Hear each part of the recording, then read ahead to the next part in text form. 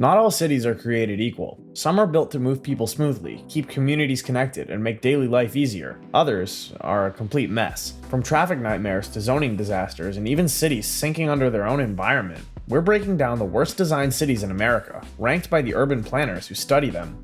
Atlanta, Georgia. When people talk about poorly designed American cities, Atlanta almost always lands near the top of the list. It's a city defined by sprawl, endless highways, and a car culture that has boxed out nearly every other form of mobility. For urban planners, Atlanta is a textbook case of what happens when a city grows outward without a cohesive plan for how people actually move around inside it. Let's start with the streets.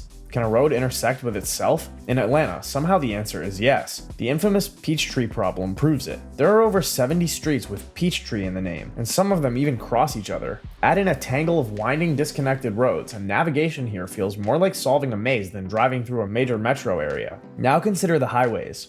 Atlanta's downtown connector, where interstates merge, turns into a parking lot almost daily. Footage of rush hour traffic shows cars stacked for miles, with no realistic alternative to driving. Unlike denser cities where subways or commuter trains take pressure off the roads, Atlanta doubled down on car dependency. This results in some of the worst congestion in the country, despite constant road expansion. Transit could have been a solution, but Atlanta's system never got the funding or reach it needed. MARTA, the city's rail and bus network, does serve some neighborhoods and is technically the largest transit system in the southeast. But the bar is so low that being the best in the region doesn't mean much. Outside of a limited rail spine and a handful of bus routes, large parts of metro Atlanta have no meaningful access to public transportation at all. For most residents, owning a car isn't just convenient, it's mandatory. What makes Atlanta's design even more frustrating is how fragmented it feels. Suburbs move outward in every direction, often disconnected from one another, creating a patchwork of population centers instead of a cohesive metro grid. Zoning laws encourage single-family housing over mixed-use development, which spreads people farther apart and keeps destinations unreachable without driving. For walkability, forget it. Sidewalks often vanish mid-block, and pedestrian safety is an afterthought. Urban planners often sum up Atlanta in one phrase: a city that planned for cars, not people. And today, the consequences are clear. Gridlock, poor air quality, limited mobility, and a quality of life that suffers if you can't or don't want to drive. Houston, Texas. If Atlanta shows what happens when a city builds around cars, Houston demonstrates what happens when a city builds without traditional zoning at all. After looking at Atlanta's tangle of highways and transit failures, Houston takes us in a different direction: development chaos. Houston is the largest city in the United States without zoning laws.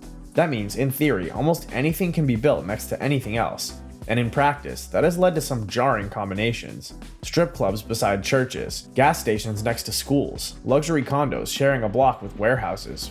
Real footage and maps of the city make this clear. There's no consistent rhythm to how the city is laid out. Supporters of this system argue that it gives developers and property owners more freedom. Voters in Houston have rejected zoning several times, so the lack of formal rules is no accident. But urban planners point out that the absence of zoning doesn't mean the absence of restrictions. Houston still has land use regulations, deed restrictions, and other rules that function like zoning without the name. The result isn't true freedom. It's a patchwork of regulations that often contradict each other and confuse long-term planning. The bigger issue is how this approach impacts the city's daily life. Without clear boundaries between residential, commercial, and industrial areas, neighborhoods often feel disorganized. A modern apartment tower can rise across the street from a low-income housing block or a busy freeway ramp. This irregular development pattern makes cohesive infrastructure harder to design.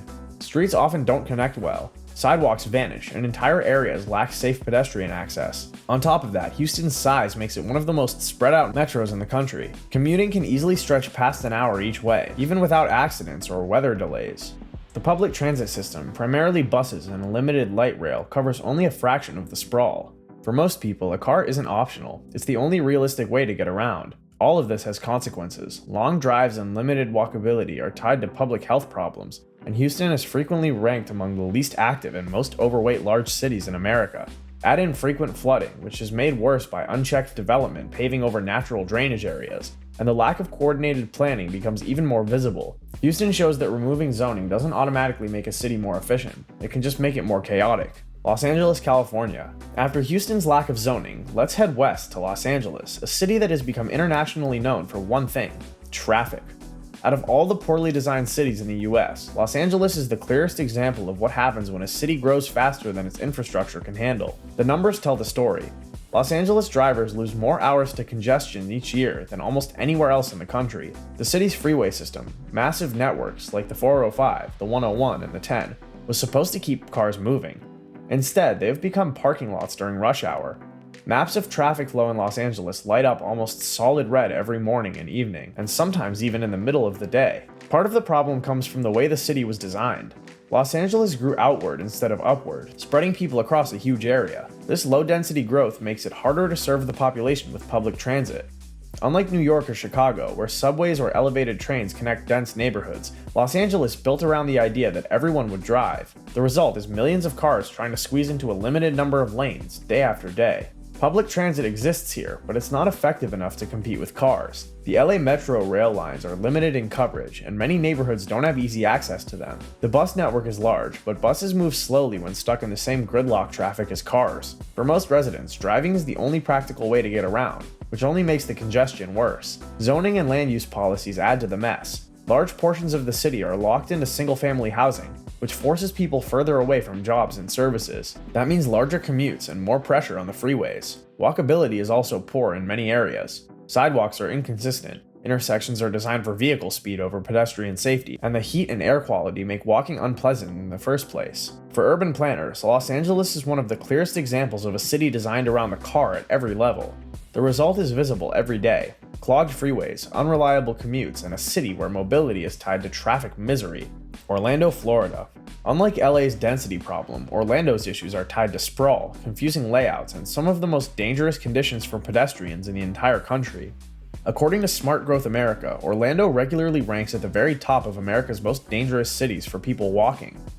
Wide arterial roads, poor crosswalk design, and long distances between destinations make walking not only inconvenient, but also unsafe. Maps of the city show wide highways cutting through suburban neighborhoods with few pedestrian-friendly connections. For a city that markets itself to millions of tourists each year, the basic street design fails the people who live there. Step outside of downtown and the structure of Orlando shifts dramatically. Unlike cities with a connected grid system, Orlando's suburbs are built as disconnected mazes. Curving roads and cul-de-sacs dominate, which may look neat from above, but create endless dead ends for drivers and walkers alike. Getting from one neighborhood to another often requires hopping onto a highway, even if the two areas are only a short distance apart. This constant detour pattern adds more cars to the road and discourages any other form of movement. Highways dominate daily life here, and none more so than the Interstate 4. I-4 runs straight through Orlando and is notorious for bottlenecks and crashes. The highway has been under constant expansion projects that cost billions, yet congestion remains a daily routine. Instead of improving connections within the city, the interstate cuts through it,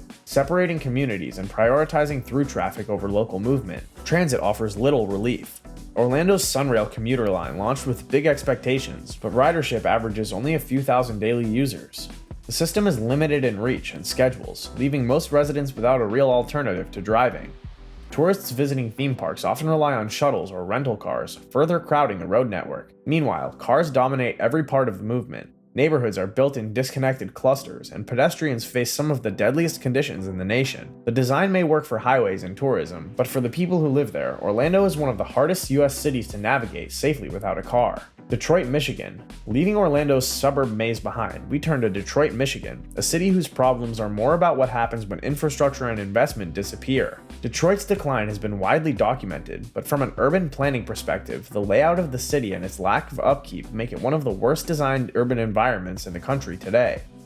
At its peak in the mid-20th century, Detroit was home to nearly 2 million people. The road network, utilities, and housing were all built for that population level.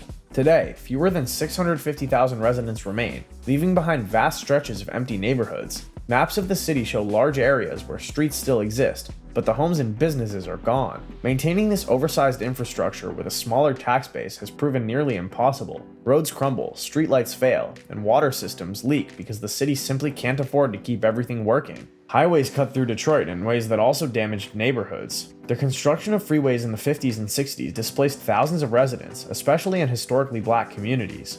These highways not only divided neighborhoods, but also accelerated suburban flight, pulling resources away from the city center. The result was both physical and economic disconnection. Public transit in Detroit adds another layer of dysfunction. The city has a bus system, but routes are slow and often unreliable. Attempts to build more comprehensive transit have repeatedly stalled. For example, the Q-Line streetcar opened in 2017 but covers only a short stretch of Woodward Avenue and struggles with low ridership. In a city where car ownership can be unaffordable for many residents, the lack of strong transit options isolates entire communities. This investment shows up most visibly in abandoned buildings and vacant lots. Drive through Detroit and you'll see schools, factories, and homes left to decay. This emptiness creates safety issues and reduces walkability since basic services like grocery stores or pharmacies may be miles away. Even when areas are redeveloped, progress is slow and uneven, often limited to downtown or a few targeted neighborhoods. Dallas, Texas. While Detroit struggles with the weight of a shrinking population and failing infrastructure, Dallas faces almost the opposite problem. Instead of decay, it's a city that has poured its energy into building bigger and bigger highways, often right through the middle of neighborhoods. The result is one of the clearest examples of a city designed for cars first and people second. The most visible feature of Dallas is its web of massive freeways. Interstates like US 75 cut directly through the city, often running side by side in complex interchanges. Aerial maps of Dallas show concrete dominating the landscape, with highway corridors slicing through residential areas and business districts. For drivers, these interchanges are confusing and congested. For residents, they often mean separation from schools, jobs, and services that might be just a short distance away, but blocked by walls of traffic. The construction of these highways displaced thousands of people over the decades. Neighborhoods were bulldozed to make way for wider roads, with minority and low-income communities hit the hardest. This removal of housing for highway expansion has long-term effects. It weakens neighborhood stability and limits opportunities for those living closest to the noise and pollution. Despite this massive investment in roads, traffic is still one of Dallas's biggest problems. Daily commutes on I-635 or the downtown Mixmaster interchange can take hours. The logic has often been to keep adding more lanes, but urban planners point out that widening highways often draws in more cars, making congestion worse over time. Dallas spends billions expanding its road system, but sees little improvement in how people actually move around. Transit does exist in Dallas, but it struggles to compete with the car network. DART, the city's light rail system, covers a wide area, but is slow and inconvenient for most commutes. The rail lines were designed to stretch far into the suburbs, leaving large parts of the city center underserved. Bus routes also lack the speed and reliability needed to be a true alternative. As a result, most residents depend on cars, further feeding traffic gridlock. Walkability is another failure. Large blocks, missing sidewalks, and roads built like highways, even inside neighborhoods, make walking dangerous or impossible in many parts of the city. Heat adds another barrier, with little shade or pedestrian infrastructure to make walking safe. Miami, Florida. Even though Dallas shows what happens when highways take priority over homes, Miami, on the other hand, reveals a different kind of threat. Here, the danger doesn't just come from traffic or zoning. It comes from the ocean itself. As one of the most vulnerable cities in the US to sea level rise, Miami's weak infrastructure leaves millions at risk when water pushes back against the city. Sea level rise is the biggest threat. Much of Miami is built on flat, low-lying land barely above sea level. Even routine high tides, known as king tides, now push saltwater into city streets. Maps of flood zones show that entire neighborhoods, including major business districts like downtown and Brickell, are directly exposed. Roads flood, drains back up, and salt water seeps into the foundation of homes and buildings. Instead of adapting the city around this threat, development continues along the waterfront with high-rise condos, hotels, and businesses built right in the path of rising seas. Infrastructure struggles to keep up. Miami's stormwater systems are not designed for the kind of flooding the city now faces. Pumps and barriers have been added in some areas, but they only handle smaller events. Heavy rain combined with high tides leaves roads impassable and makes basic movement in the city unreliable. For residents, this means more time stuck in traffic or cut off from services whenever the streets fill with water. Evacuation planning is another major weakness. Miami sits at the center of a peninsula with limited highway exits. When hurricanes approach, evacuation orders send millions of people onto I-95, the Florida Turnpike, and a handful of smaller routes. These roads quickly jam, leaving long lines of cars in dangerous conditions. There are few alternatives, no strong regional rail system, and very limited bus capacity for long-distance evacuation. For many residents, leaving the city safely depends entirely on owning a car and leaving early enough to beat the gridlock. Most importantly, Miami is one of the clearest examples of a city whose environment and infrastructure are working against each other. Rising seas, fragile drainage, and poor evacuation routes leave millions vulnerable, while development continues in the very areas most exposed to risk. In the end, some of these cities are shrinking, some are drying out, and others are choking on their own size. The common thread is design choices that put cars, highways, and unchecked growth above people and long-term planning. Each of these cities was built with the idea that problems can be fixed later, by widening roads, adding suburbs, or building around obstacles. But later never really came. Instead, residents today live with the consequences: gridlock, unsafe streets, flooding, and broken infrastructure.